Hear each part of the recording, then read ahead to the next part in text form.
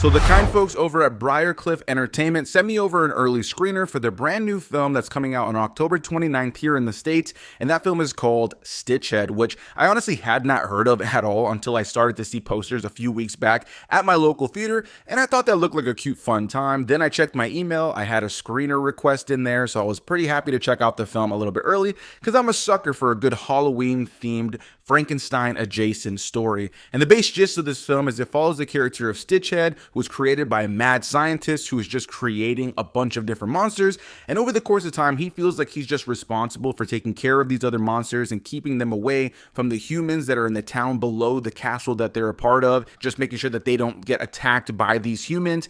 But he never really feels appreciated and loved by the mad scientist who created him. It just feels like the mad scientist is on to the next creature after he makes one, and so they all kind of feel abandoned.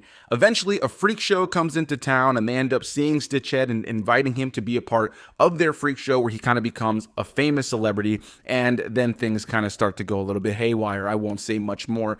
What I can say about this film in a lot of ways is that animation-wise, it reminded me of films that would have come out in the 2000s or the early 2010s. Not in a bad way though, it definitely has a little bit more polish, but I wouldn't necessarily say it's on the same level of things that you see from DreamWorks Animation, Pixar, or Disney animation studios in the modern day. But I think for the most part, the animation is solid. It was reminiscent of things I grew up with, which kind of felt nostalgic, and I think it plays with a lot of different ideas. In a lot of ways, it was reminiscent of stories like Frankenstein or Pinocchio, Dumbo, and even moments that felt like Beauty and the Beast. And so in a lot of ways, it is predictable, it is formulaic. You've seen this film many times before with a different story or a different skin that has a lot of similar elements. And so I don't necessarily know that Stitchhead reinvents the wheel, but I found it to be a charming enough time that's really just more for the younger audience, but something that I think is harmless. I think there's going to be a lot of parents that are able to take their kids to this that don't like animated films that have a lot of crude humor or things for adults, that probably are going to be able to watch this, and it just feels like a safe Halloween flick to watch with the family that's lighthearted, charming, and has a nice message of seeking out validation in the right areas